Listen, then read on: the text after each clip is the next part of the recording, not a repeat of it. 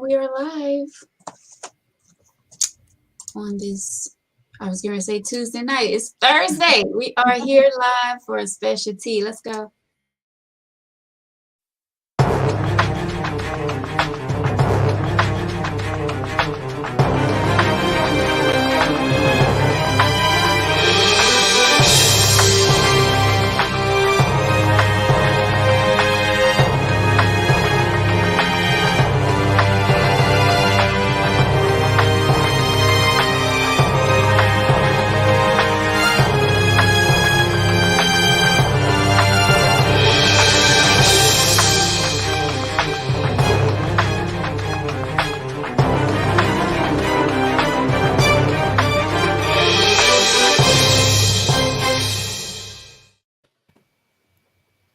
Hello, everyone. Welcome to Tangy Tea of Life. I am your host, Veronica, with you on this Thursday night. A very special show we have lined up for you all tonight.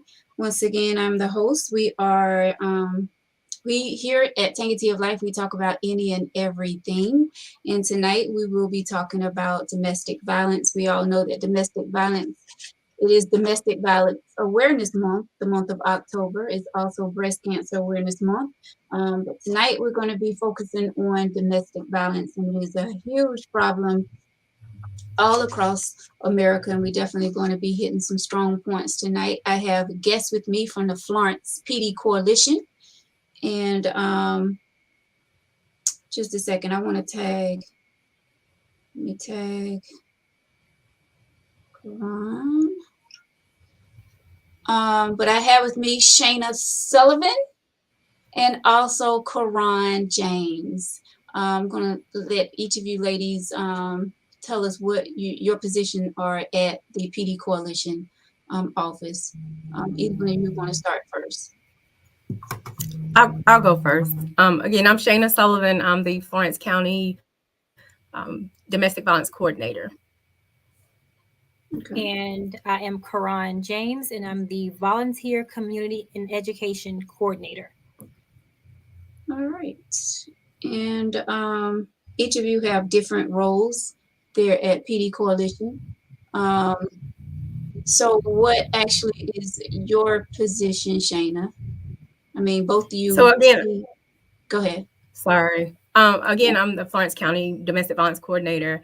And so we all have very similar roles because at the heart of what we do, we're all advocates first for victims. And so, we pretty much have some of the similar roles again, but I kind of oversee certain things in the office, but we all work as a team here. Right. Yep, definitely. Yep. So just as Shayna stated, I'm the Volunteer and Community Ed Coordinator. We all work together, but my main focus is to recruit volunteers, volunteer retention, help train volunteers, and also go out and do what we call community education events. And that's where we go out and just educate the community on what domestic violence is not, as she stated, debunking myths and just raising awareness as well as prevention. And so that's basically what we do as a team, and we're all victim service providers. Yes. We are, and when people think about domestic violence, the first thing comes to their mind is women, but men are victims of domestic violence as well, and we're going to get into that. And once again, when we think of domestic violence, another thing we think about is physical, but domestic violence is more than physical. Is verbal, it's emotional, it's sexual abuse. All of that comes up under domestic violence, correct? Mm-hmm. Very much so. And I'm very glad that you mentioned the sexual aspect of domestic violence. A lot of times when people are in intimate relationships, they assume that they have a duty to the other person to provide sexual acts for them.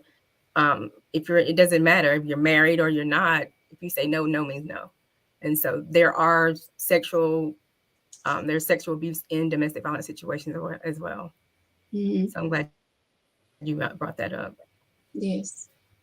I like the fact that you and I have on our purple lipstick tonight. You got the memo. For Domestic Violence Awareness Month, we do use the color purple as a representation. So thank you. And we're in different shades too. Right. And we have viewers on right now, and they are speaking. We have Ronnie. Hi, Ronnie. Sheena, I think I'm saying her name correctly. Stacy. Hi, Stacy. Sly. Hey, Sly. Sly says this is going to be good. Yes, it is. It is. All right. So after doing a little research, and I wrote down some things, but after doing some research by states, South Carolina ranked at number 12 Mhm. in domestic violence, which is alarming. 12 out of all the states, we are at number 12. 41.5% in women and 17.4% against men. And our neighbor, North Carolina, ranked at number 4. Out of all the states, they ranked at number 4, 43.9%. What is... Those numbers are alarming. Yes, very. So can you all say that that is accurate? Those numbers are pretty accurate?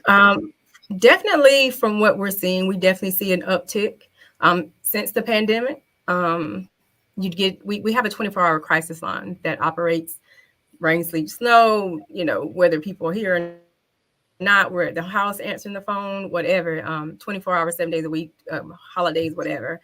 And so during the pandemic, we got a lot of those calls because we weren't actually, in the office, and it just hasn't slowed down.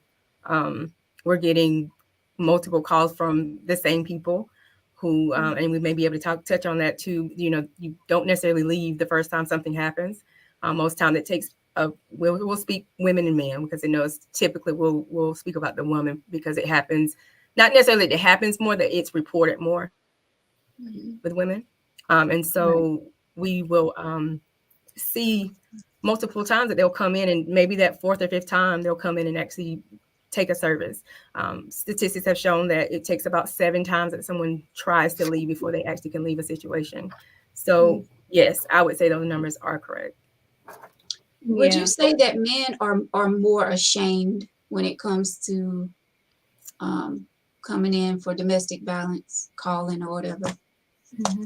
I was going to kind of add to what Shana stated. I did also have some statistics here, and it's been a very busy planning month, and so I'm going to read it, because we've been doing this, basically we've been planning for a while, and so our brains weren't going overload. I do have some notes here, but these statistics state that 1 in 4 women and 1 in 7 men report. That's the key word, report having experienced severe physical violence by an intimate partner during their lifetime. And so the statistics that you were able to provide for us, as Shana stated, they sound very, very accurate. They appear to be very, very in line with what we see on a day-to-day basis, just alone in our center. And so I do want to start out by giving a short definition of what domestic violence is. Domestic violence is the willful intimidation, physical assault, battery, sexual assault, and or other abusive behavior as a part of a systematic pattern of power and control perpetrated by one intimate partner against another. Okay.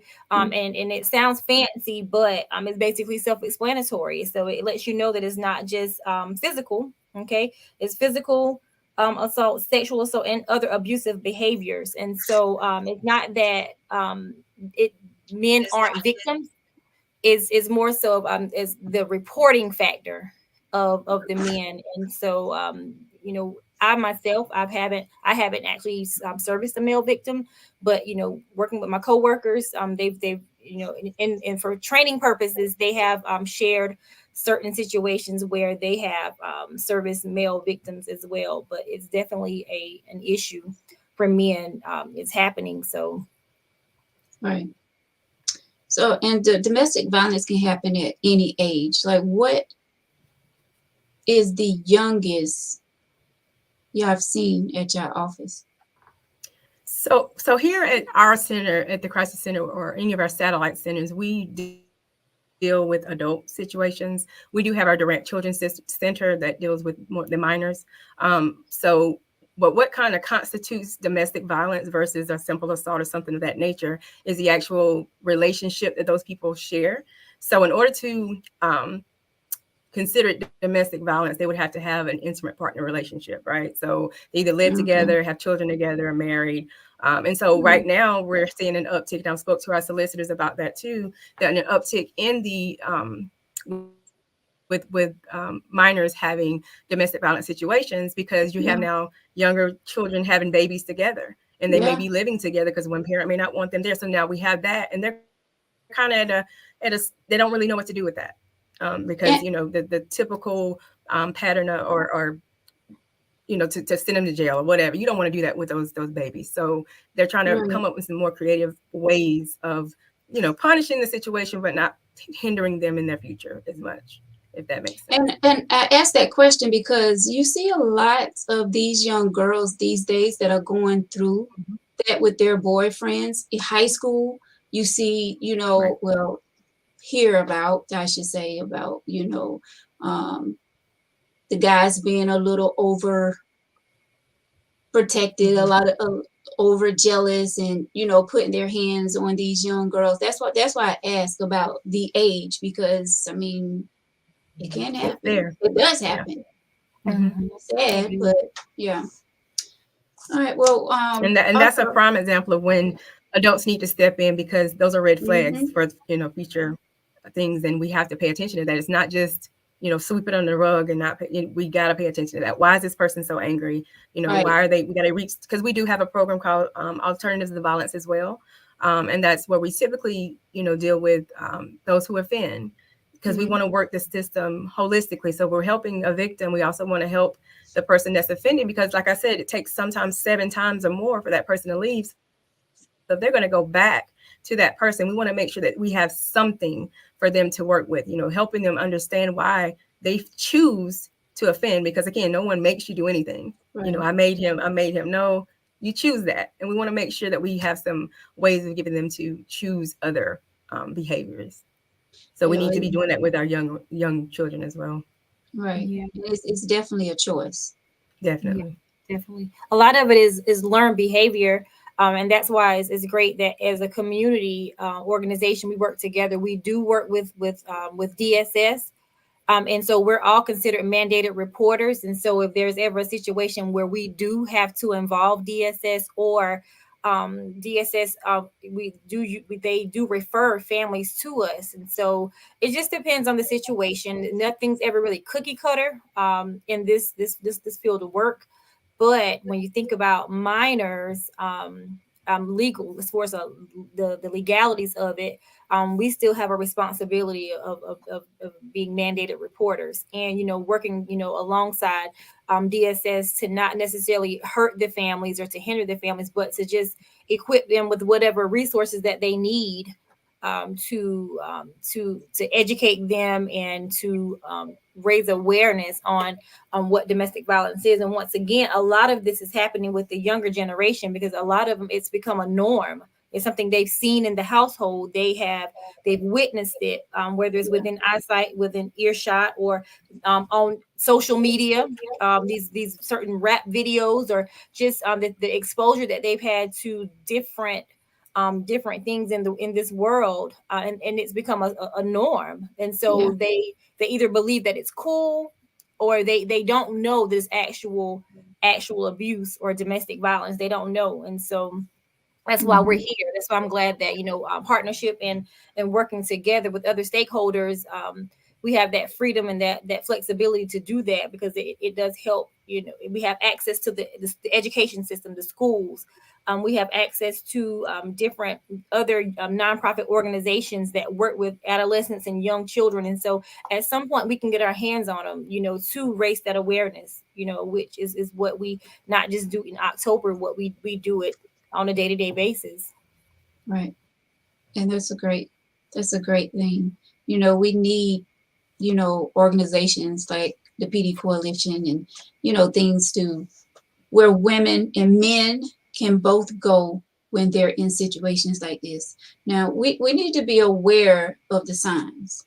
Now, can either of you ladies give us some signs we should be aware of, you know, when it comes to our loved ones, or even say getting into a new relationship, getting to know that person? What signs should we be looking out for? Ooh, so that's a heavy question. A loaded question.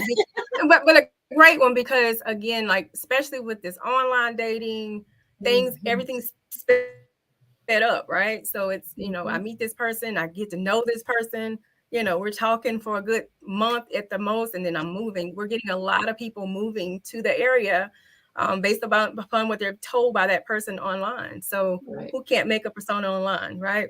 So they get here, have their children here, they've left everything in another state, and they're here. And it's like now that person has every bit of control. They have no family, they have no one to go to, they have no resources here, they don't have a job. So I'm dependent on you financially, I'm dependent on you emotionally. So everything that I need, it comes from you. And that's the markings of an abuser, because again, I need to isolate you, I need to control your movements, tracking you, right? So it's cute, right? They want to know where I am all the time, or they don't like when I dress a certain way, or go out with certain people, or hang out with my family members. Those are definite signs of an abusive situation, because again, now I'm isolating you. I'm taking away, just chipping away at you as much as I can to get your self-esteem here. And once that happens, it's very difficult to get someone to recognize that you're being abused, because it's not instantaneous. It's gradual. So little things they'll start chipping away at, and then before you know it, you're in a full-blown domestic violence situation. Now you have your children involved, and so it's just a whole melee of things that happen very, seemingly quickly. They'll be here, and they have nowhere to go. And so that's when if they find us, because a lot of people don't even know that we're a resource.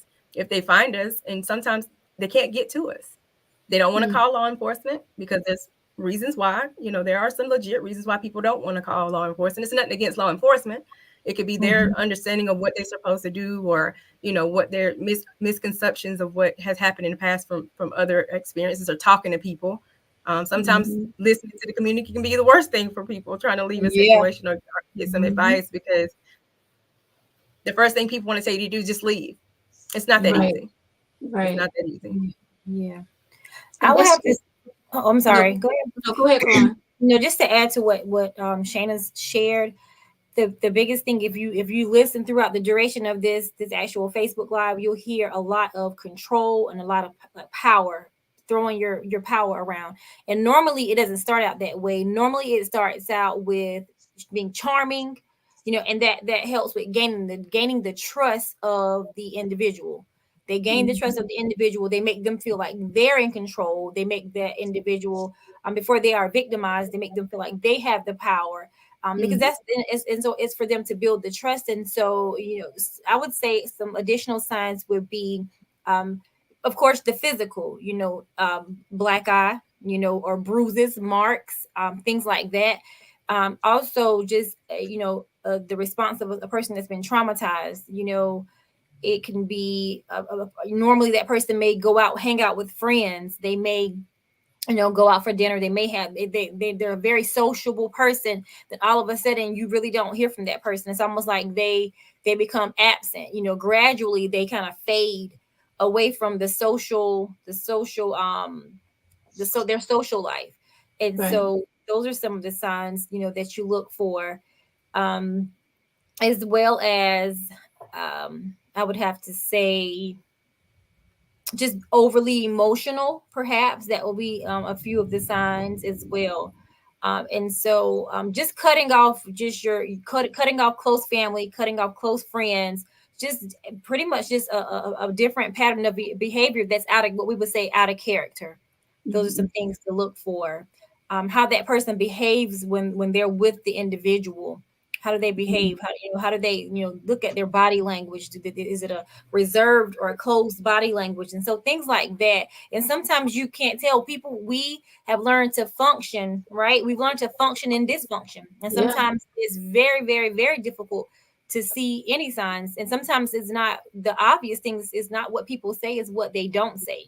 Sometimes you just have to lean in for a closer listen and say, something just doesn't seem right.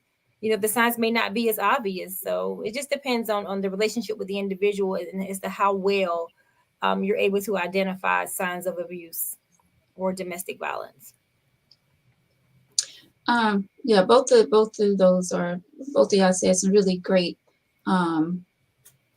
things about being aware of domestic violence signs. Now, when you say power, I'm going to get to Victor. Victor is one of my co-hosts here, and he made a comment. You ladies are welcome to respond to this. He says power is relative. Women have been told that a man is supposed to lead. So if you're leading, then you're controlling. If you choose not to, then you're weak. It's a lose-lose situation for for men. How do y'all feel about that? And again, that's, you're right in some views. That's one of the reasons what hinders men from coming and actually, coming forward. Again, I do a lot of community education, and I just speaking to a gentleman and letting him know about the fact that men are abused, and he laughed. He thought it was funny. So my thing is, if a male is attacked, and he knows physically I can harm this female, and he reserves himself to do that or calls the police, then he is looked at as weak in the eyes of society, unfortunately, in most situations. And so what do they do? And it's like, if he says something, he's weak. If he hits her back, he's weak. So it's one of those situations where you just have to know, and what you want for yourself, and you just have to don't care what other people think of you. It's much bigger than that. And so until we start holding women accountable for their actions, right, it's not going to change. In the they're going to continue doing, and it's a horrible cycle, because again, we got younger generations seeing this. We see it all the time online right now. You don't see the men fighting; it's the women. Right. They're very aggressive on these online, so they take it into their personal lives. And now, we have some young girls that we spoke to recently in one of the high schools, middle schools, and they thought it was okay to have a man put their hands around their neck. That's the new trend, and that to me was so terrifying, because we know that strangulation is one of those ones that is one of those silent ones. You may not see the marks, especially women of color. We don't see it as quickly, but internally you're swelling, so you're losing oxygen that you need, and you have strokes, all kinds of things that come from that, and people, you don't see it. And so I agree to a certain extent that you are seeing weak in society's eye, but we have to make that change. We have to start stepping up and say, you know what? I got plenty of men that come in and say, you know what? I knew I could hurt her. So to keep myself from going to jail, to keep me from losing the right to see my children, I brought this to you guys. And whether they got an order of protection or not, it was brought to the forefront, and it has to that's what has to happen. Yep. Right. Here's the issue. Here's one of the issues that we've noticed, Victor. It's not that there isn't some truth to your comment. There is some truth to your comment, but it's a little different from the victim service provider perspective. As we stated before, the other thing is that we're in the process of, naturally, I believe women are more social, women are more emotional, whether it's on a negative side or a positive side. And I believe, from what I've seen, we're doing a Florence County Males Against Domestic Violence campaign, and it's set to air on October 21st. But I was myself, along with Shayna, we were the ones responsible for capturing these videos. That means going up to men, whether individual, whether male groups, not just one particular race, but a diverse group of men. And you guys would not believe the number of men that would not record themselves. Oh yeah, I'm against domestic violence. I'm against it. But you wouldn't believe the ones that rejected the opportunity to speak up and speak out and say that. Okay. Wow. So I have these one-on-one conversations with them, depending on the individual. Are you truly against domestic violence, or what do you think about domestic violence? Well, yeah, I'm against it, but I just don't want to be on the camera telling people that, And so it's not a bash against men, but we as women, I believe the reason why it seems so prominent and more common and more I guess it's more of a woman issue, social issues, because we report more, whether we're doing it from a vindictive stance or not. A lot of those men, unfortunately, I went to multiple groups of men of all race, color, religion, creed, different backgrounds, ethnicities, and I can honestly say that a lot of them turned me down. They would not. They had a conversation with me behind the camera, but a lot of them would not record themselves or their thoughts about domestic violence. And so I would say that power is relative. And I know that we as a people, we women have been taught, depending on your beliefs, your spiritual beliefs, that the husband is the leader or the head of the household. But we haven't always seen that. Okay. Right. And when you think about leading someone, just because you're leading someone doesn't mean that you're leading them where they should go. Doesn't mean that you're showing forth the right example. And so, yeah, they're leading, but they're not leading, with the right integrity. Or they're not leading that person or displaying the behavior that they should. They're not displaying the males aren't. Some of these males aren't displaying the behavior that they should. They would want their daughters to witness or to display, or their mothers or their sisters, or just the women that they love and they're protective of. They're not displaying that behavior to their intimate partner. And so I do believe that power is relative. I do believe that, that everyone has the ability to lead, not just men, not just women. Okay. But but what I have found is that more women will speak up about these type issues versus the men, even if they're embarrassed, even if they're the offender or the perpetrator, even if they are the victim or the survivor. We found that we as women are just, we've been wired just to speak. We've been wired just we've been wired the way that we are, just to kind of give the condensed version. And unfortunately, a lot of the males weren't willing to speak up. And so, that's just something that we just have to have that conversation. And so I'm not going to do a shameless plug. We have something for that too, but we'll hold that. But anyway, I'm not going to make it long and drawn out. But Victor, I agree to a certain extent. However, there's a few holes in your statement. Yeah. And, it is sad because society does look at men, when they want to speak up about, situations like this. It is sad because no one wants to be physically abused. No one wants to be mentally abused. You know what I'm saying? Like sexual abuse, all of that. No one wants to be treated unfairly. So the men have a right to step up and come forth and tell their story just as well as women do. So on an average, how many new cases, if y'all can talk about this, how many new cases do you all see per month?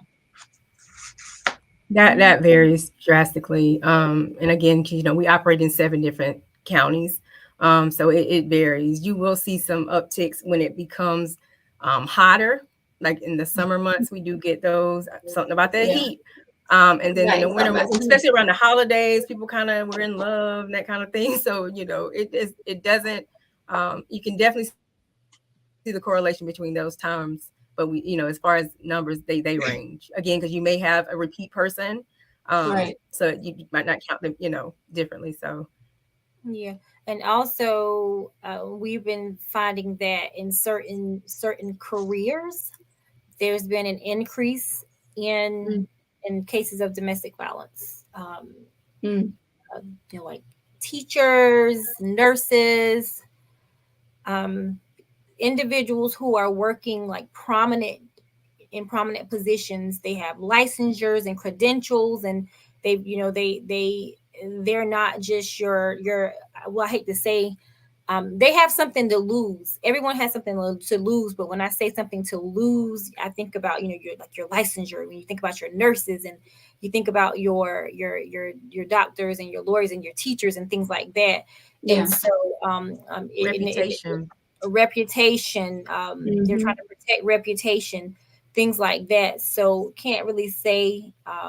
Shana's a little more seasoned than I am, but based on my experience and for training purposes, they've shared certain things with me and what I've witnessed. I can honestly say that we've seen a lot of a spike in certain careers, victims in certain careers that you would think like, oh, wow, and it's unfortunate, but, when it comes down to domestic violence, no one's necessarily exempt. you can't just rule out just because a person has a certain title or a certain position. And so, Mhm. yeah. And just to piggyback a little bit more about why she's saying in certain careers, and it's like I said, this is nothing that we have statistics on or anything like that. It's kind of what we're seeing in our office.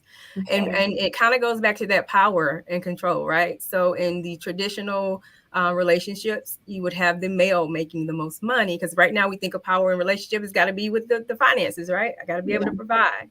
And so a lot of our, especially women of color, are now going back to school, get into those careers who are making a little more money and being able to do things that they, or have access to people and places and things that they have not been able to do before. And we've seen that their partners that they're choosing may not have chosen that as well. And so when people start changing or they start wanting more in their lives, sometimes it scares that person. It's like, well, now I'm losing control, because again, control is what they deem is financial, right? And so if I can't be in those spaces with that person, I don't feel comfortable in those spaces, and this person does, there's a disconnect between the two. And so the only way that I can now control you is going to be physical. Right. And that's what we've seen a lot of that, or destroying your property and things of that nature. Wow. Yeah, Victor threw some out there. He said preachers, police officers. Yeah. I mean, I would say, like, would you all agree that the more stressful your job is, the more maybe anger or at the house? I could definitely see that. Again, I won't give it a reason why people abuse, but it could, definitely push people to some limits that they wouldn't, before. Especially, again, a lot of people have changed since the pandemic. People are working from home, and that hasn't changed. And so traditionally, where you would have those people going outside the home to work and having that space and time to themselves, they no longer have. And so that de-stressing time is limited now. And so it could, definitely increase some chances of some domestic violence situations. Absolutely. So let's talk about the safe house. Y'all call it the safe house, right? It's emergency safe shelter. Yeah. The safe shelter. Okay. What can't they do at the safe shelter? Like, are they allowed to have their cell phones there? Are they allowed to talk to their relatives in there? Are they relatives allowed to call them? Like, what goes on at the safe shelter? And what are your age range for them to be able to stay at the shelter? Okay, so we do have two shelters. We'll speak to the emergency safe shelter first. That's more of our, like it says, an emergency safe shelter. So those are people, women and children who are fleeing domestic violence situations that are imminent. So they can't go back home for whatever reason. That person, it could have been something happened to me last night and I need to be away today. And so what we would do is an intake with them, and then see if we have the space to assist them, if they, if the situation fits the criteria for that specific shelter, because we do work off grants. And sometimes we want to assist people, but we might not be able to. We have different shelters in the area that have different specific situations that will fit. So if we can't assist them, we always give referrals to where they can go, just to put that out there. But again, so when they come in, they come to our 220 center. They have already been debriefed about what they can bring, who can come with them. Again, it will be the women and children, children under 18, unless they're still in high school. Because again, we do have smaller kids there. And so if they're deemed an adult, we, either they would have to do an intake themselves, but we can't house them, especially men. So young men who are 18 and under, we can attempt to house. Anybody over 18, we cannot. And so what they're allowed to do, they can go and come as they please, especially if women are working. They do have that privilege to do that. They just have to let it be known when they're going to be back, and there is curfew. And they hold strict to that. So they are able to bring their cell phones in. We have a process where, because of some things that we've been learning about tracking and things of that nature, we have them do certain things like change their email addresses so that people can't log into their apps and find out where they are. making sure that there's no spyware and stuff like that. And so that when they come in, they can use their cell phones. They can't tell people where they are. So they can speak to, their loved ones and let them know they're okay. Just can't disclose their location.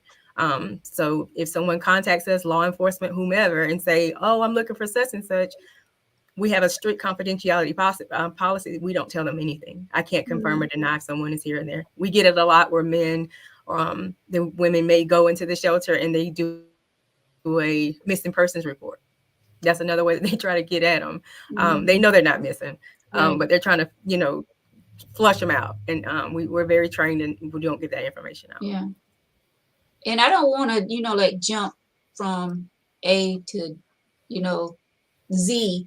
So if I'm like, going from here to here, stop me. If y'all want to like focus on one thing, just let me know. These are just some of the questions that I've written down. So just feel free to go wherever you all want to go. Karan, do you have something to add to that? Well, the only thing I would add to it is that, when you think about a shelter, most people think about something they've seen on TV up north, and you got like cots and roaches, and it's just a horrible condition. The shelter, our shelter is nothing like that. It's very, very nice. It's very accommodating. And, and God forbid if I ever have to utilize a domestic violence shelter, but if I would have to say that I would feel comfortable with, I would feel safe first and foremost. Maybe a slight discomfort, but I would most certainly feel safe and feel like I have my basic needs and have that flexibility to kind of choose. Oftentimes they come from a relationship, an abusive relationship where their power and their control has been taken from them. That's the last thing that PD Coalition and its staff would want to do, can dictate, very strictly what they can do and cannot do, or, they're coming and going and things like that. And so, of course you have to have certain guidelines and certain measures and safety precautions in place for the sake of the staff and the other residents. However, they pretty much can live a flexible lifestyle while being safe until they're able to regain their independence. And so that's the only thing I would add to it. See, and when you talk about a shelter, that's just like you were saying, Karan. We think of, I always think of, when I hear shelter, I think of Will Smith and his son. You remember that movie? I remember. And you remember the shelter, like they had to be there a certain time in order to get in the shelter, and then the shelter was like, yeah, you know what I'm saying? Like, so you do think of that. I do when you think of shelters, being in a shelter, but it's nowhere like that. Though what you're saying? It's not. No, not at all. That's one of the. And I think a lot of people also think of the clients that we service in a certain way too. So it's like when we're asking for donations and things like that, we're always welcoming donations. But the women that come into our shelter are your everyday women. They just are displaced from their home. So they're not homeless necessarily, they're not destitute. Right. They have jobs. A lot of times they're very educated women. It's just they can't be in their home. And so a lot of times people want to get, I want to donate clothing, and that's great. But we do have relationships with some of the local organizations who will provide those for them. They're needing things like a gas card or something like that. I've had several situations where I just need money to get to someone else. My family lives in another state and I need gas money to get there. And that's life-changing for them. A $20 gift card, $50 gift card, a gas card or whatever. And those are the things that we're really needing in those situations, because it's that quick. They can be gone and safe just with a gas card. So it's just that thought process when we hear shelter or anything like that. And we love donations. So don't think I'm saying anything against the clothing and things of that nature, but they're not in need of those things for the most part. It's going to be, other things. Yeah. So as far as donations, you all do accept donations. Like what kind of items? Like deodorant and, toothbrush, toothpaste. Women need, what other things do y'all accept for donations? And where can they drop off donations? Donations for Florence County would be here at our 220 Crisis Center. So we're off 220 South Irby Street. Any of the household cleaning products are major. You think about women and children inside of a big home. You can go through a lot of, cleaning supplies very easily. Again, like I said, the gas cards or, some type of financial assistance is always big, especially around the holidays. We have women and children who come in around Christmas and they don't have anything to provide to their children. And sometimes as a mother, that's just heartbreaking, that they can't provide those things that they normally would be able to. And instead of us taking the money and going to purchase those items for them, we gift cards for them to be able to shop for themselves, for their children. So things like that. Also, hygiene, personal hygiene things, and not just for women, because again, sometimes we do have young men that are in our shelter with their moms. And so sometimes we'll have those needs as well. And then also, we have a thing that we call our Lotus bags when we use those for sexual assault exams. I know this is Domestic Violence Awareness Month, but we'll tag that too. And we give those women those items if they have to go through an exam, because they'll take their clothing sometimes for evidence, and we'll give them clean clothes to go home, and so they don't have to use a gown from the hospital. So to repair, giving them some of their dignity back. So we have those bags, and we fill those with, like I said, a t-shirt, some type of pant, legging or some sorts, underwear, socks, and we ask for those items as well. Mm-hmm. And some of the other things that we accept, because you think about it, we have a shelter. Okay, we have 2 shelters, and so just think about everything you would buy for your home. All your cleaning supplies, paper towels, toilet tissue, any type of gift card. Grocery store gift card, Walmart gift card, Sam's Club gift card. Just things like the gift cards are flexible because you can use them for different things. You think about that, and you think about food, you think about, like she said, personal items, just anything that we as individuals would use on a regular day-to-day basis. Those are the same things that these people need, because they're regular individuals as well. Right. And so, like I said, they're just displaced at the time because of a domestic violence situation. And so anything that can take the load off or the stress off of those individuals, and they can feel normal, like themselves, those are the kind of donations that we're looking for. And you can also donate online. Our website, PD Coalition, let's see, I want to say it's pdcoalition.org.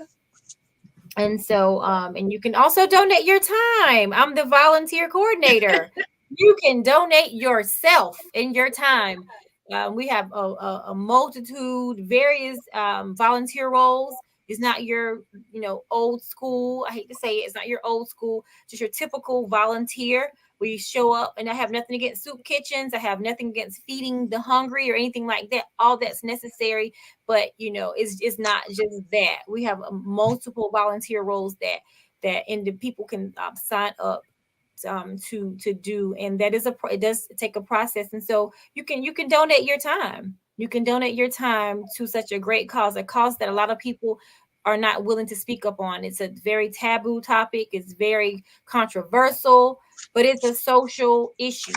It's an ongoing social issue. And so how can you help? You can reach out to me, and we'll pin that information, or we'll get that information to you, but you can donate your time. We accept that all the time. You can donate your time.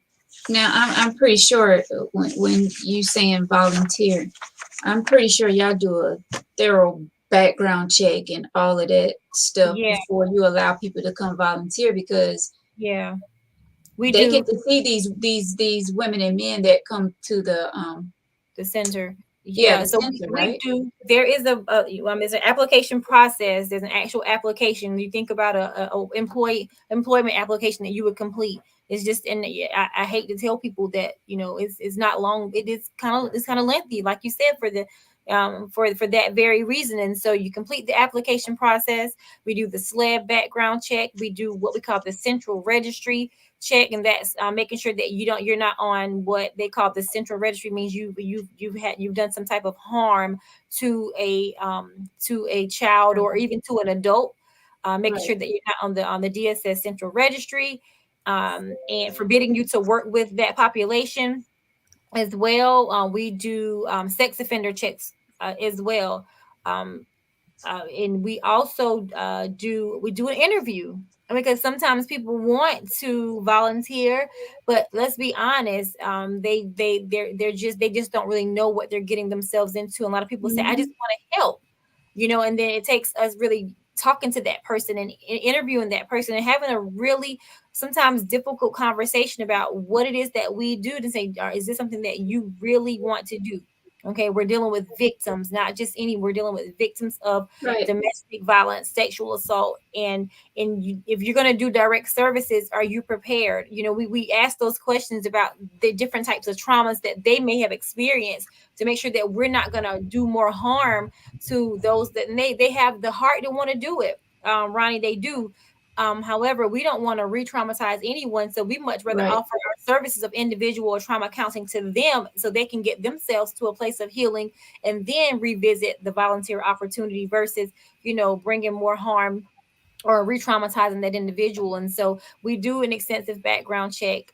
We do, even if everything shows clear, honestly, some people just don't make the cut, because it takes a special team, and we do work as a team. And so we have to make sure that you're going to fit the culture, or Right. of our center. And because we work together, and whatever that may look like, and you have to be a special type of person to even volunteer, especially on a direct services, meaning you're working one-on-one with the victim. And there's also a training. I missed that part. There's also a training involved, and we're in the process of revamping that, based off the volunteer role that the individual wants to fulfill as well. And so we do accept interns as well, human services, social work, psychology, things like that. And so that's a part of ways that you can donate your time. And so we do background checks on everyone. It doesn't matter if you're already in school or working a certain type of job, because anything can happen from the time you started versus the time Right. you're looking to volunteer. So we want to make sure we protect our victims, our clients, and we want to protect ourselves as well. We want to protect Mhm. ourselves as well. So we're very particular, and this is a funny word I like to use, persnickety, about who we choose to volunteer with us. But we have to be. We have to be. Right. Most Yep. definitely. And do you all also make sure that they don't know any of the victims um, that's there at the center? Do you all make sure that they don't know? Because that could be a problem as well. If they know someone there and they be like, hey, such and such was, Well, that, it's almost virtually That's impossible for us to. impossible. Yeah, it's Yeah. almost virtually impossible for us to mm, make sure that they don't know the individual.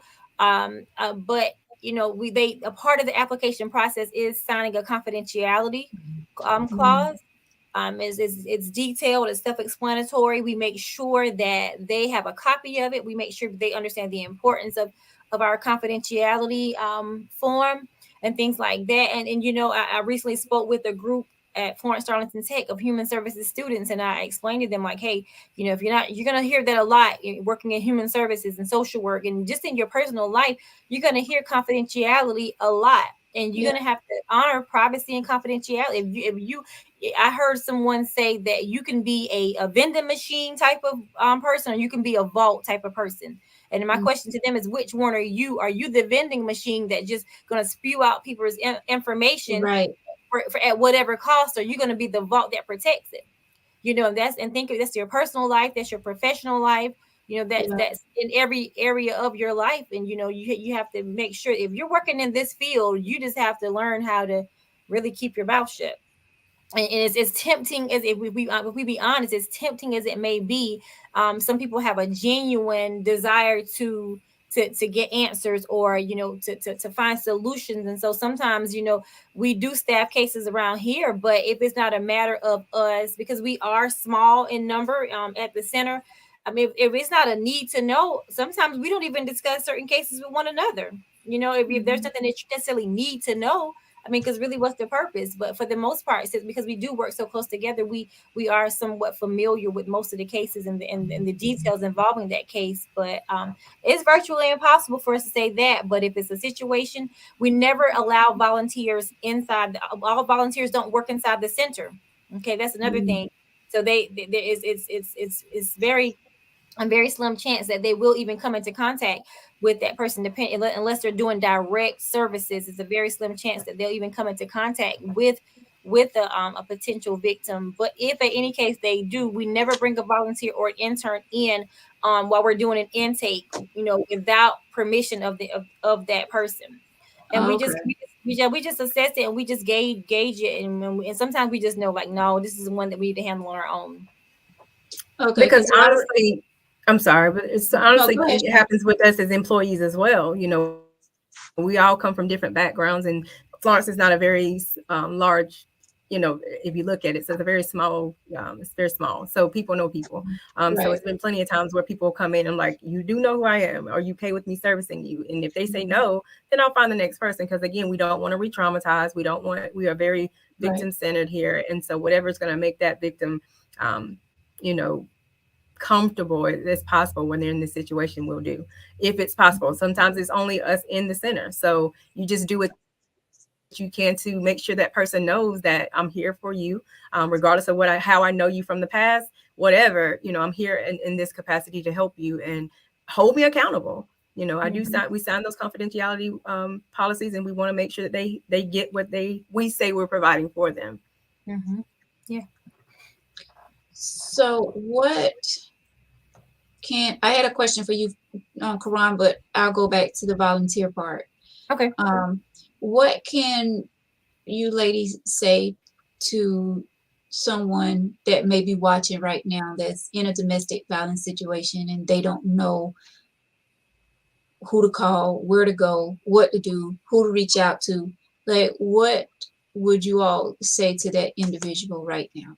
Because it could be someone that's watching right now or know someone that's in a situation and just don't know what to do. What would you all say? Tell them right now. Karan? You can go ahead. I Okay. can't, it doesn't matter. Like I said, okay. We have that crisis line, and you can call anonymously.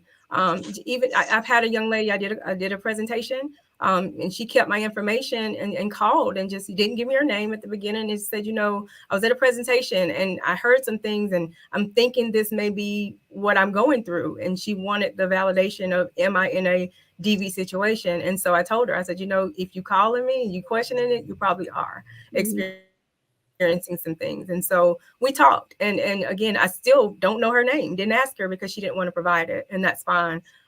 Just getting the information, if you're in that situation, or you feel like something's just not right, or things are starting to escalate, because these things can lead in death, guys. And so honestly, and so when people give you that notion of just leave, it's not always that simple. Calling us and doing a safety plan, that's major. So you always want to plan before you go. Don't tell nobody you plan, but you plan. You have your documents together. You have your, any kind of joint, anything you have with that person, you make sure that it's no longer joint. You have, you're taking those steps and deciding what you want. So at the end of the day, I don't give anybody advice on what they should do. It's what you want to do. I lay out your options and what we can do to assist you in what you want to do. I could disagree with you. I'm in my head going, oh Lord, don't go back.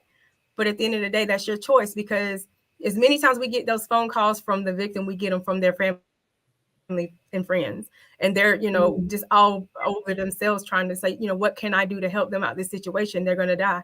There's nothing you can do if they don't want to go. You can physically pull them out of a situation, but if they're not mentally gone, right, it's not going to help. And then you've lost that relationship with that person. You might have been that one person that they had that they felt they can talk to. And so if you don't have that, they're now isolated completely, and that doesn't end well most times. And so again, what I would tell them is just reach out, and again, you can be anonymous. No one is judging you. This coalition is filled with people who have been through some of the worst things that you can imagine. And we've witnessed it with some of our clients as well. And so, we just want to show you that there is another side to it. It's a brighter day, if I want to sound cliche, but, and just getting that information, that's the main thing that we want to do, is bring your awareness up, giving you the information that you need. And so when you are feeling ready to do it, you'll do it. We are here. That's the biggest thing. We are here. And I know it's easy to say, don't be embarrassed or don't feel humiliated. A lot of times that's what keep the victim from coming in.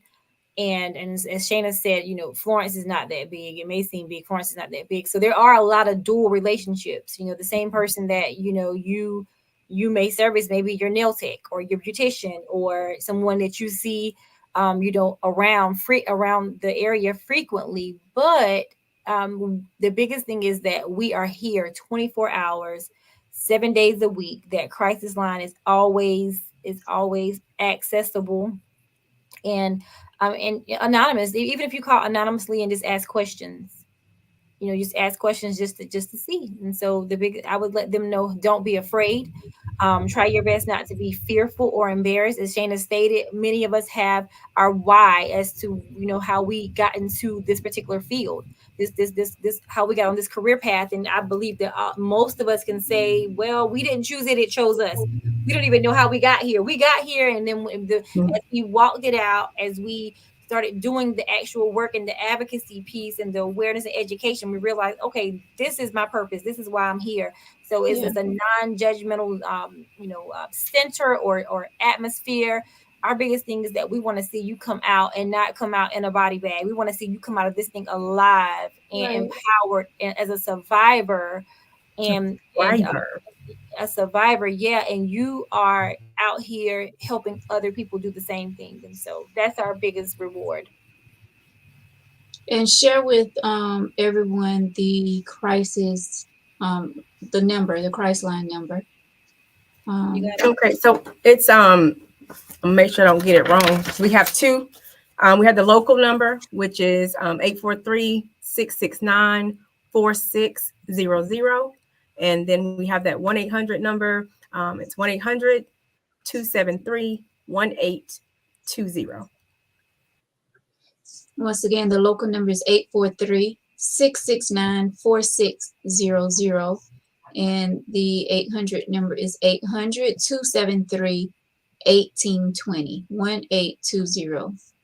So if anyone is out there and they are in a domestic violence situation, or you may know someone that are going through a domestic violence situation, please reach out for help.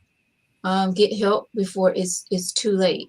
We use that word love, where they love me, and that's their way of showing me that they love me by putting their hands on me, or it's just love. You hear, I'm pretty sure you both hear a lot of things that we can't even imagine. But please reach out if you're in a situation where it is definitely causing harm to you. Karan, I want to get back to that volunteer part really quick. Okay. How can someone become a volunteer at the PD Coalition?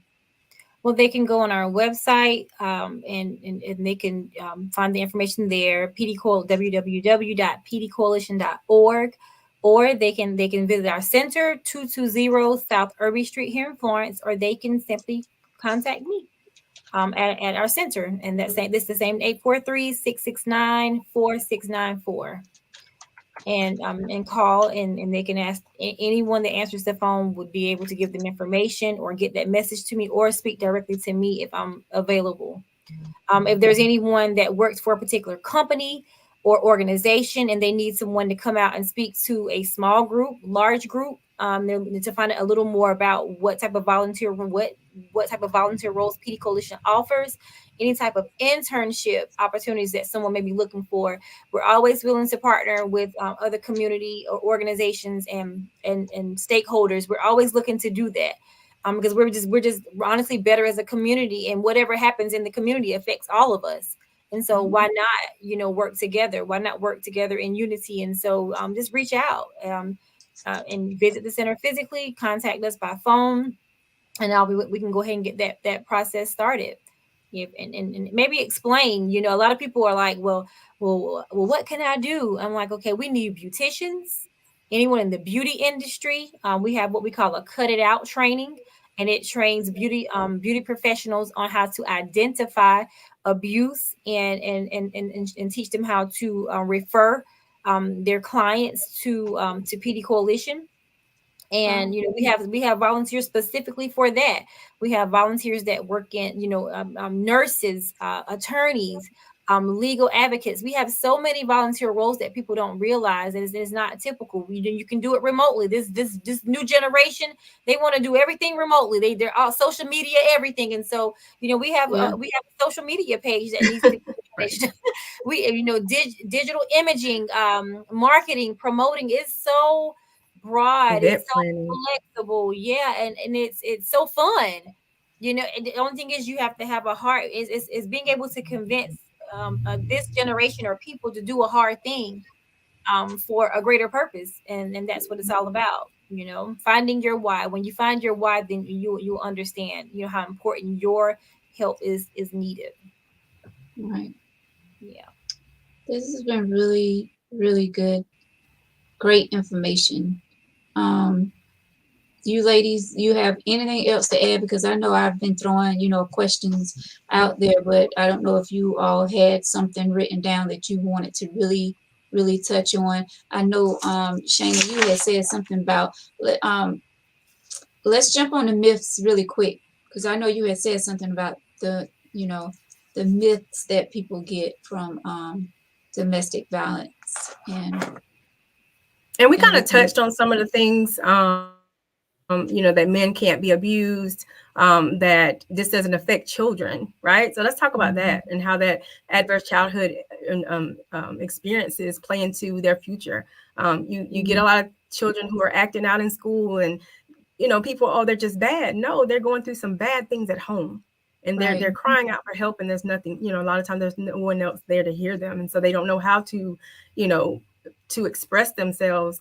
And so that behavior changes. And so, we have to be careful. So it's one of those things where, we give hard love, tough love here sometimes. And when you see someone who's coming in and, they've been here a few times and going through the similar things, and you got 5 and 6 children, you have to turn that focus off of yourself at this point. It's no longer about me loving that person. It's no longer about me wanting this lifestyle with this person. It's about what's best for these children. Right. And what can we do to benefit them. And so that's one of the hardest things for us sometimes, is helping them understand that there's something greater, because sometimes you're so focused, because now that's what the abuser has done. It's everything's about that person.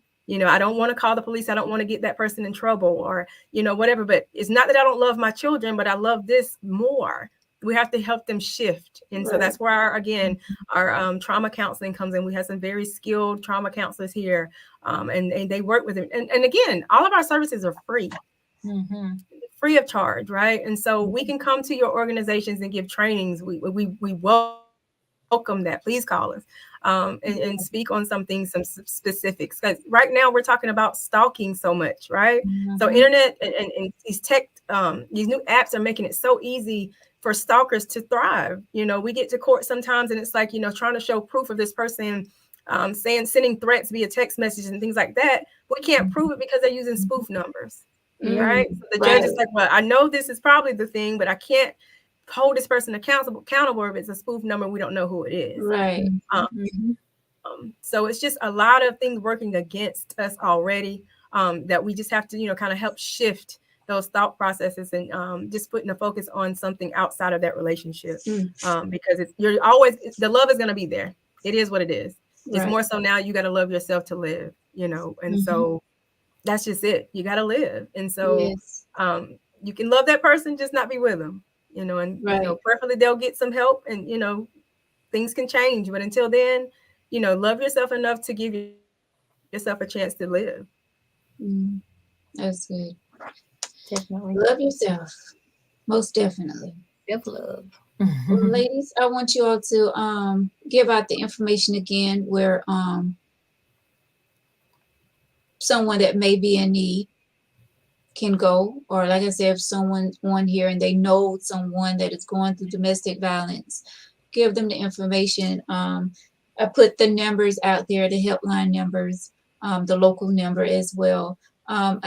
You all said the street address where they can come to the office. Provide that again for the viewers. It's our Florence Center, 220 South Irby Street here in Florence. But keep in mind, we do service 7 other counties, and so you don't have to necessarily come here. You can whatever, Darlington County, Marion County, Chesterfield, Dillon County, and what's the other ones? Well, 7 different counties. So you don't have to come here.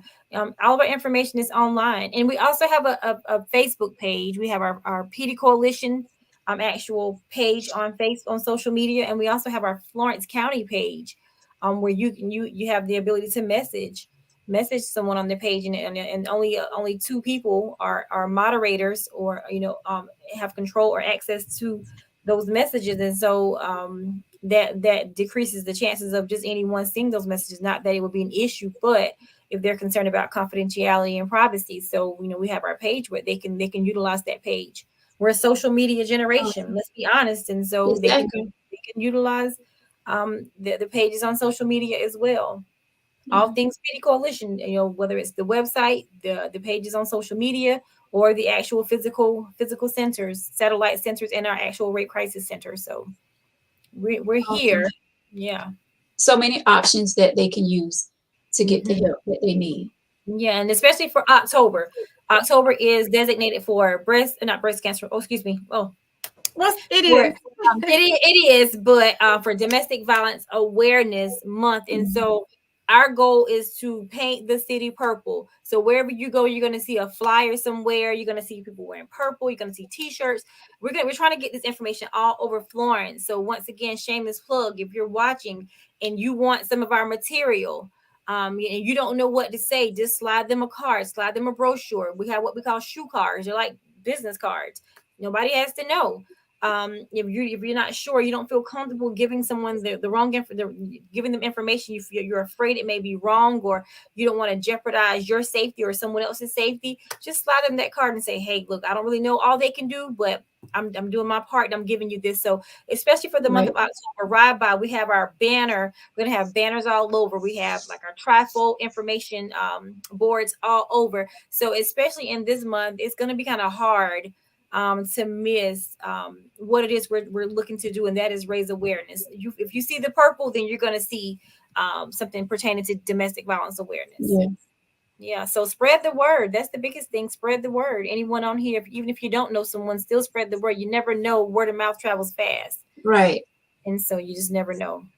And you never know what someone is going through. Yep. You never know.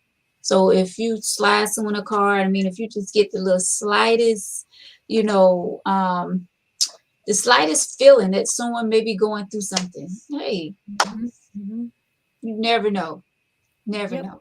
Yep. Never know. And like Victor said, he pray no one needs the information, but I'm glad that there are services out there for individuals that may need it. I thank you, ladies, so much, because if it wasn't for, people like you that's in this profession and, providing your services, there'll be a lot of empty, if that's a good word for it, empty people. Like, don't know where to turn, don't know where to go, because I'm quite sure you both save a lot of lives, by, being in this profession that you all are in. So we thank y'all for your services. Thank you so much for providing these services for people that's in need. Once again, these ladies, Shana Sullivan and Karan James, are with the PD Coalition of Florence County. They have Florence County, correct? Mm-hmm. There's 7 different offices, 7 different locations that provide these services around the South Carolina area. So if you can't get in touch with the PD Coalition in Florence, like Karan stated a while ago, there are many different locations where you can go to get the service that you need. I put the number on the chat, in the chat, PD Coalition hotline. Also the 1-800 helpline number is out there as well. Their location, the Florence location, is 220 South Irby Street. Once again, you can get in contact with them multiple ways, also on social media. So take advantage of all of these places and sources where you can get the help that you need. And we pray that everyone that's going through domestic violence, female, male, that they will get the help that they need, because it's definitely, the numbers are rising. Mhm. And like I stated at the beginning of the show, South Carolina is ranked number 12 out of all the states. 12. North Carolina is number 4. And that's alarming numbers. And we really have to, do something about it. A lot of times we like to be silent. We don't like to, get in other people's business, Right. But nobody have to know. Like you all say, it's confidential. Mhm. So once again, Shana Sullivan, Karan James, thank y'all so much for joining me tonight with this very important topic, domestic violence. How can we stop it? So thanks for sharing the information. If anyone is out there that are going through domestic violence, please get help before it's too late. Mhm. If you know someone, you may be watching and you know someone that are going through domestic violence, please reach out. Because sometimes, someone's going through something, they're waiting for someone to reach out and maybe ask them, is everything okay? How can I help? A lot of people deal with stuff by themselves. So let's make a difference in someone's life. Once again, thank you, ladies. Thank So you. Thank you. Thank you for having us.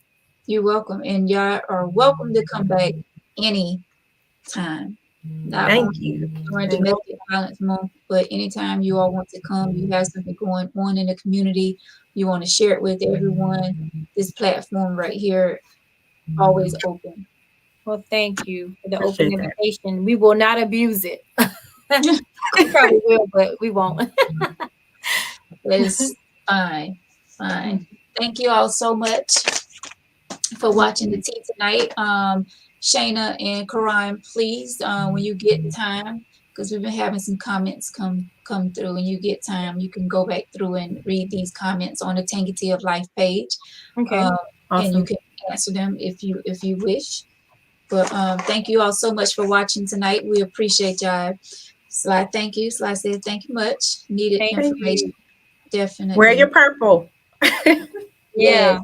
Wear your purple, even if it's purple lipstick. Females, I mean. But yeah, thank you all so much. Thank you for Thank watching. you. You all have a great weekend. Shana and Karan, hold on for just a second. Okay. Thank you all so much for watching. Thank you for your comments. We appreciate you all. Shana, I think Sheena worked with you ladies. She's one of our volunteers. One of our great volunteers. Okay. She's a great volunteer. Yes. Awesome. Thank you, Yeah. Shana. I hope I'm saying her name correct. But guys, have an awesome weekend. We will be back with more tea come Tuesday, 8 o'clock. Enjoy your weekend. Be safe. And yeah, love. Spread the love. Wear your purple. Spread the word. Share this podcast. And be kind to one another. Good night.